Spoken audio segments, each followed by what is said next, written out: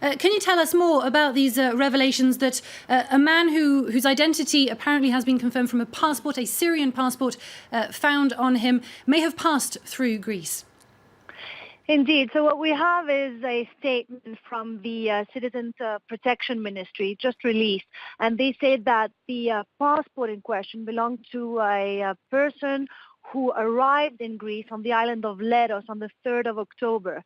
Now, he had been identified, the statement says, according to the EU rules as they were decided by a recent summit on the refugee crisis. What they're also adding is that they're unclear, of course, if then the passport itself was actually checked by other countries that the person in question might have used to get to France. Now, the Greeks are not divulging that many information on the matter. However, hearing that there's been a request for the, based on this passport, for the fingerprints to be sent out, because fingerprints, of course, whenever migrants and refugees arrive to the island, they're being processed with these rules where their fingerprints are taken, as long as, with all the further information. So these details will be now sent to France and to see and corroborate there with all the further needs of the investigation as it continues. And Natalie, is there a sense that this might lead to a backlash in Greece against the migrants? Well, looking at the media now, reading it, and looking on, of course, social media and speaking to people, you get this fear that Greece will be, in some sense, blacklisted because of this. And there's this fear.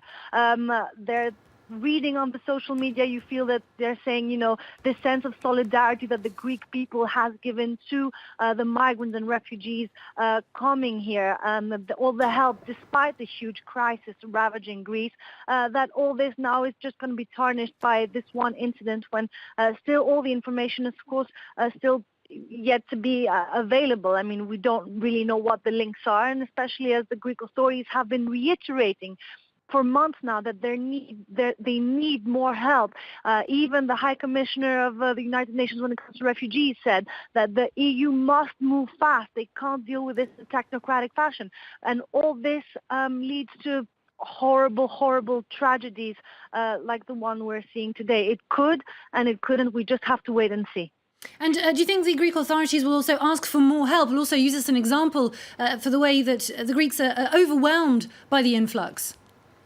I think, yes. I think if there's a moment for Greece to ask for not more help, just in their sense of, but in the sense of just enhancing security, identification controls to, of course, understand and verify the documents that are presented to them, the people themselves, everything. There is a need for Greece to ramp up all this, because it's receiving hundreds of thousands of people on a monthly basis, really. And this is something that a nearly bankrupt country can't just do on its own. Despite all the help it's getting from Europe, clearly it's not enough.